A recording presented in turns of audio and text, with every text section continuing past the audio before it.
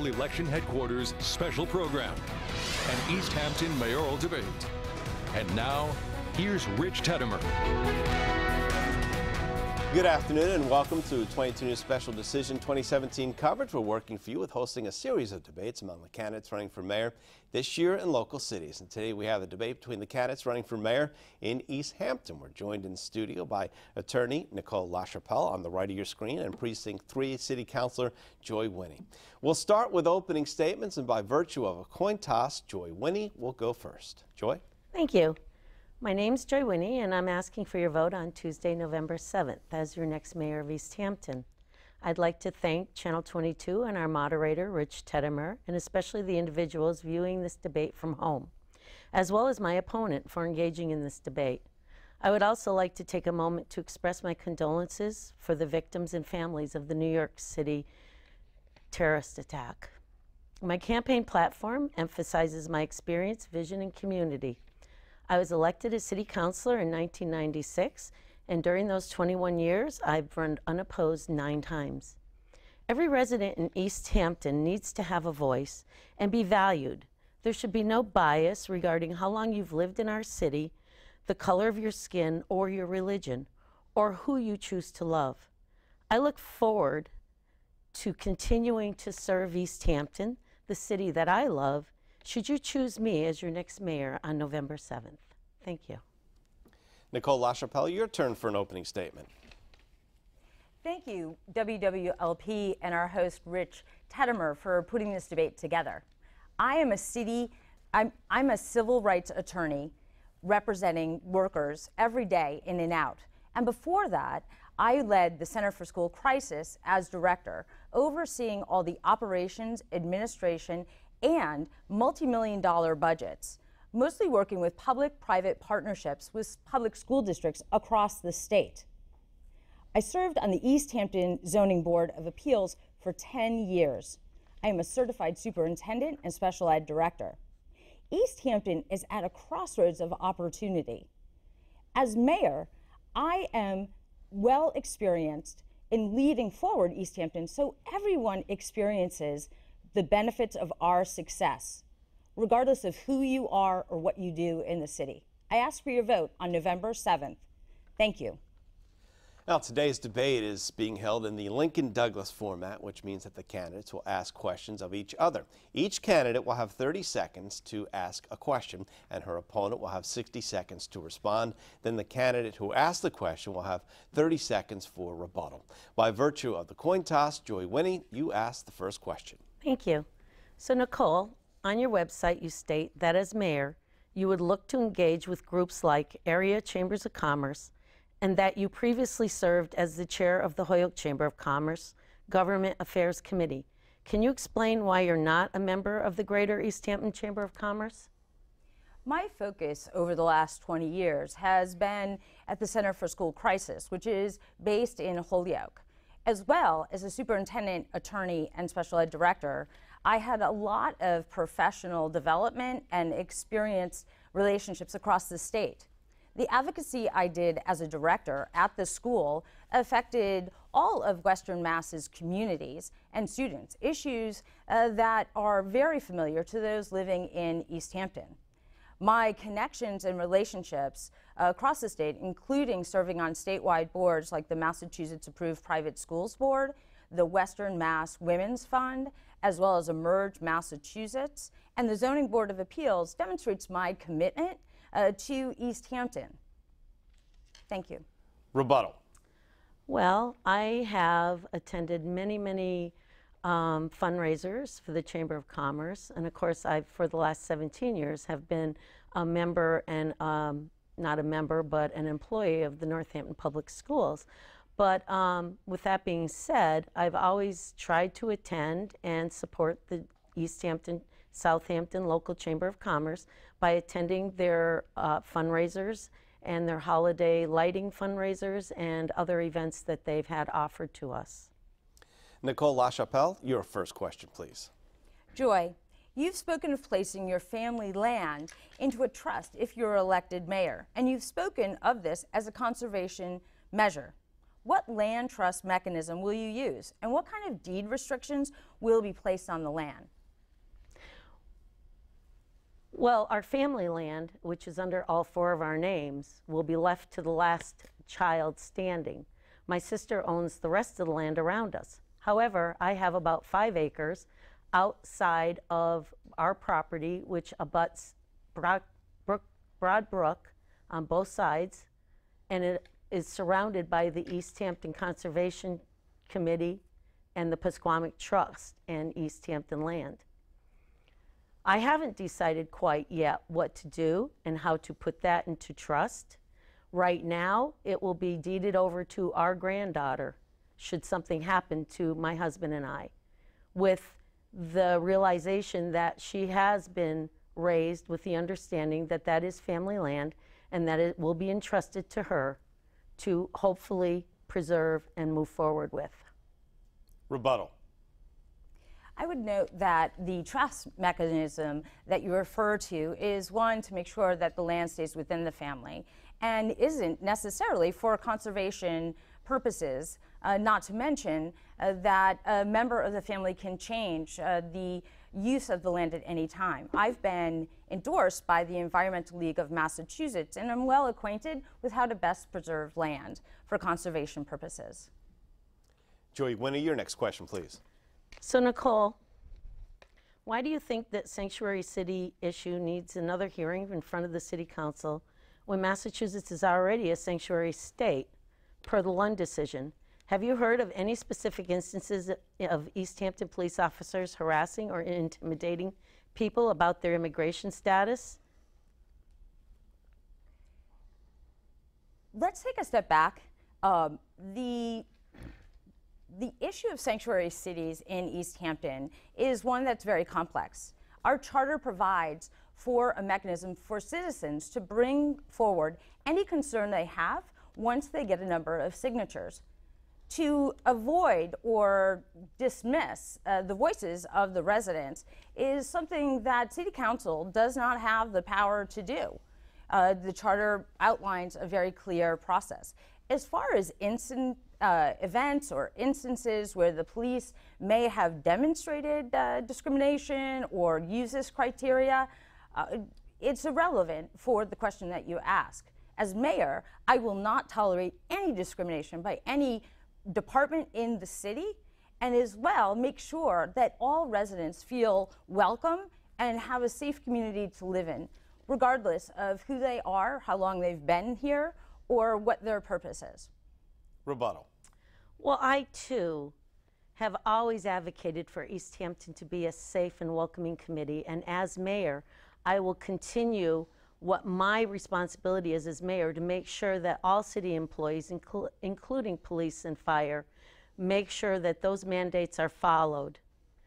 Historically, Easthampton has not detained anybody, nor have they cooperated with ICE to anybody's knowledge, and they will continue to not do that per the state law. Nicole, LaChapelle, your next question, please. What is the first technology upgrade that you would implement to the city as mayor? I think the first technology upgrade that I would want to look at is our website. I have found that at times it can be a little bit cumbersome in finding certain information, and I would like to have that made public. A lot of the things that aren't being done right now, including school committee, subcommittee meetings. I have noticed that those are not presently being aired, and if elected as mayor and sitting on the school committee, I would make sure that the school committee would come in compliance with the city council mandate that all subcommittee meetings be aired and be recorded. Rebuttal. The information that we see on our city website right now is helpful and puts out a lot of information. I would look to redo technology so the website is interactive and actually engages with residents, so there's a back and forth stream of communication. So all residents have a way to let the city know and myself as mayor of what they need and what information they're looking for, as well as giving me some direction on how to lead the city. Joy Winnie, your next question, please. So I've mentioned my plan to closely monitor the progress of the Attorney General and the school committee's 10-point plan. I also plan to involve the community through forums, televised speakers, and other anti-bias programming. The voters haven't heard really, or I haven't heard any concrete plans from you. Do you have anything to share? I think the most important part of the Attorney General's report is that it mandates a third-party independent investigator, someone to oversee the plan as it goes forward. As far as anti-bias training and other elements of the superintendent's plan, as well as the Attorney General's plan, it's well laid out. As mayor, my job would be to oversee every single step of that and make sure that the school committee, as well as the students, know that they're heard from City Hall outward. I think it's very important to underscore the difference between the Attorney General's data collection as well as how the school collected their data and why there were differences. Anti-bias training is something that's important and has been important for some time. The real work, though, is after the training. It's easy to sit in a classroom and learn. It's another thing to walk the talk. Rebuttal.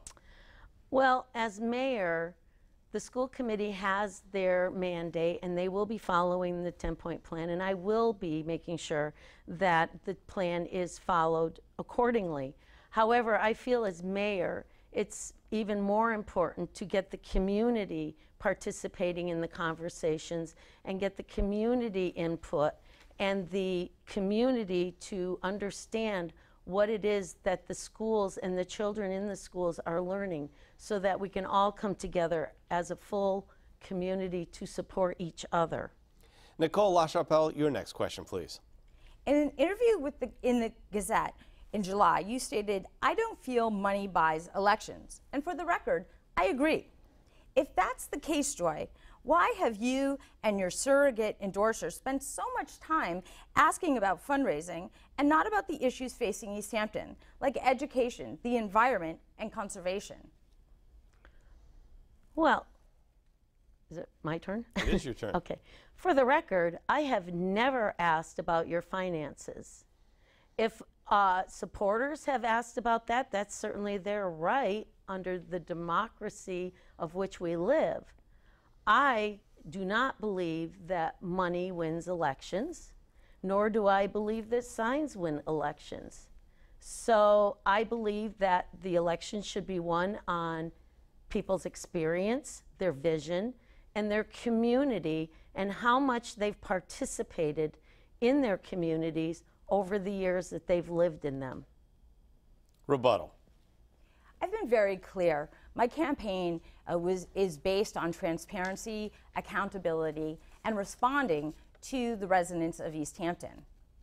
Joy, it is your campaign's supporters and key staff, including your campaign manager and other surrogates who have endorsed you, have questioned fundraising, and I see it as a distraction from what we need to talk about in this race, which are real issues.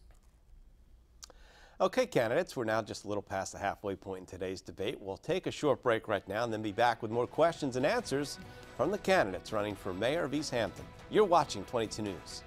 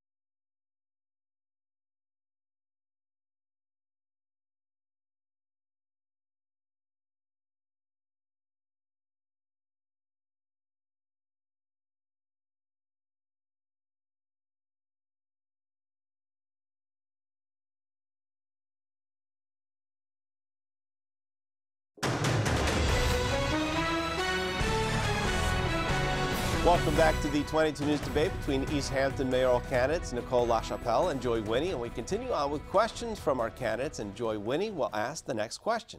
Thank you. So Nicole, how are you going to address the shortage of affordable housing in Easthampton? I think there's a multi-pronged approach to look at affordable housing. We need to look at how we build the existing housing with folks interested in developing what we already have by looking at additional dwelling units that might be on the lot with houses. We need to look at multifamilies that may be able to safely expand. While we're doing that, we need to reach out to regional and state partners as well as the federal government, folks that I'm well acquainted with, as far as grants and also strategic plans that fit into what our planning department and city engineer feels most appropriate. Additional housing for seniors that's actually affordable so they can stay in Easthampton if they choose is key and a priority, as well as homes that are affordable for working families so they can raise their children in Easthampton like I had the opportunity to do. Rebuttal. So I'm going to be approaching this situation by working closely with the Affordable Fair Housing Partnership, which currently meets every 2 weeks. I will actively work with the Planning Department, the Easthampton Economic and Development Committee, as well as the developers to seek grants and opportunities to develop low-income housing. We will also reach out to landowners who have land that is still available to be developed and not targeted for open space. But we really need to get, thank you.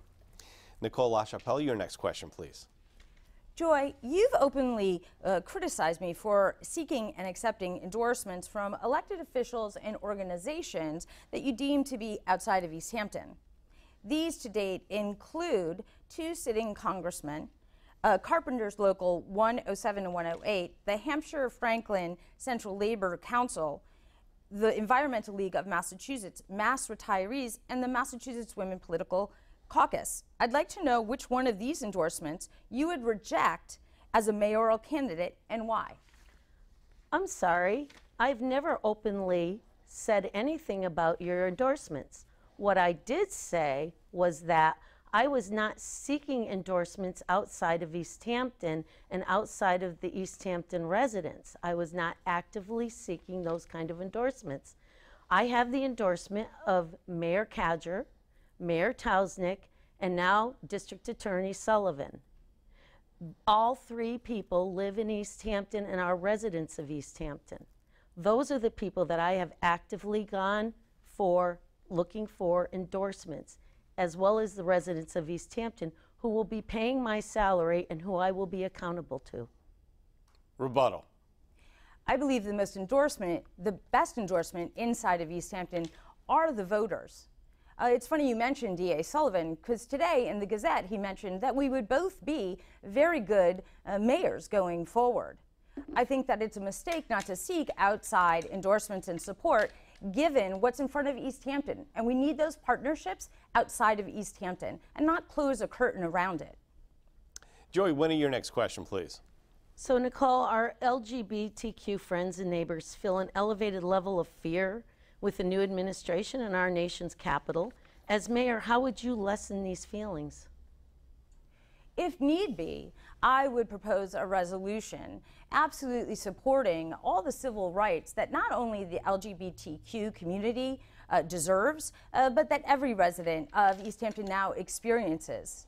It is horrifying the amount of violence that those members of the community experience. I'm very proud to have the endorsement of business owner Jane Hamill at Goat Pete Strings and all of the brave advocacy and work she's done in Easthampton.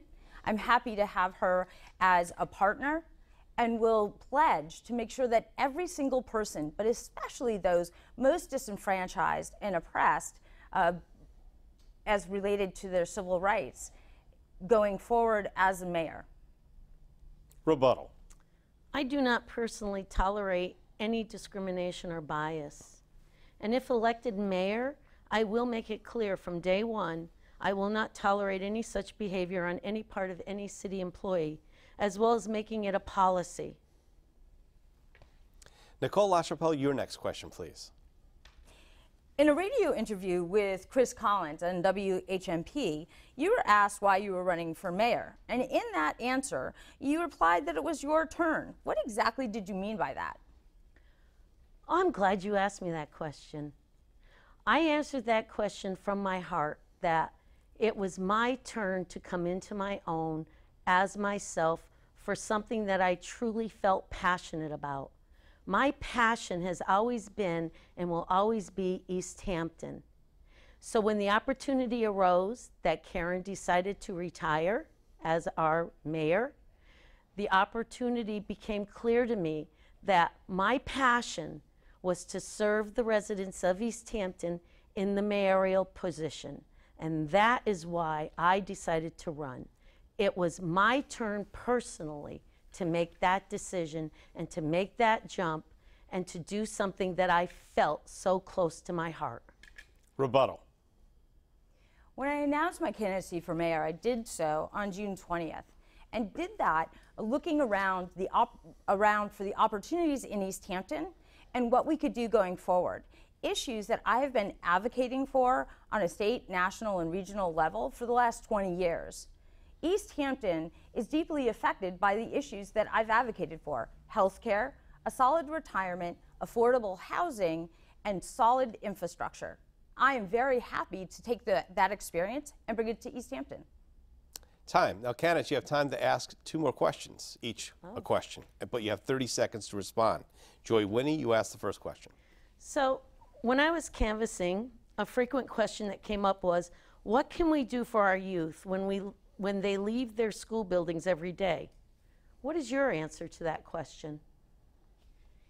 I think that we need to find grants and also money in our municipal budget to create sporting opportunities, opportunities using technology as far as coding camps, as well as homework help.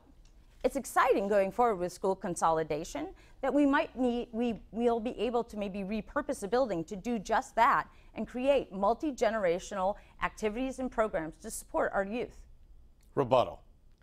Well, as mayor, I would convene a task force made up of youth, representatives of the business community, city department representatives, including school committee members, and community members to study how we can best serve this population, including researching the possibility of a youth center in the city to accommodate all of our students, kindergarten through 12. Nicole LaChapelle, your last question, please. The City Council is created in part to serve as a balance to the mayor, recognizing that the city benefits from diverse viewpoints to come to a decision that is best for all of Easthampton. With that in mind, please share with me one occasion where you disagreed with Mayor Cadger and what you would have done differently as mayor. One instance where I may have disagreed with Mayor Cadger, but we ended up coming to a full agreement, was an instance when we first started to talk about one of our contentious budgets. When all was said and done, it's up to the mayor to bring forth a balanced budget, and she has always done that in the last 2 terms that she has served, with making the accommodations that we both had a little bit of a disagreement about, but came to an amicable conclusion with. Time. Rebuttal. Joy, you've said in the past that Easthampton's budget is the mayor's. I wonder your experience to taking that leadership and making that hard choice. I've had to do that with budgets as big as several $1 million, deeply affecting municipalities. I look forward to working with the City Council, but fully understand and experience to make those tough decisions as a leader to go forward for what is best for Easthampton. Time now for closing statements. Each candidate will have 1 minute, and by virtue of a coin toss, Nicole LaChapelle will give the first closing statement. Thank you so much, Rich, and all of the viewers and WWLP for this opportunity as we wind down the debate season in the Easthampton mayoral campaign season. Several comments have been made in the newspaper, including those who have endorsed Councilor Winnie, of why fix anything? It's not broken. But in fact, my campaign has been based on accessibility and making sure that we're not waiting for something to be broken, but be proactive and pull in all residents and voices in Easthampton to go forward so everybody benefits from our success, regardless of their age, how long they've lived in Easthampton, race, or creed. That's what I've dedicated my life to do, and I look forward to doing that for Easthampton. I'd ask for your vote on November 7th. Thank you. Joy Winnie, your closing statement, please. Thank you all for listening to us this afternoon. After 8 debates, you would think that it would get tiring and that we'd have not enough things to talk about. I'm constantly overwhelmed by the ongoing sincere support and appreciation I've received from Easthampton residents. I've made so many wonderful new friends and renewed numerous cherished relationships during this campaign. These friends and family members' opinions regarding my extensive knowledge of Easthampton's government processes, along with my dedication to public service, deeply touches me to my core.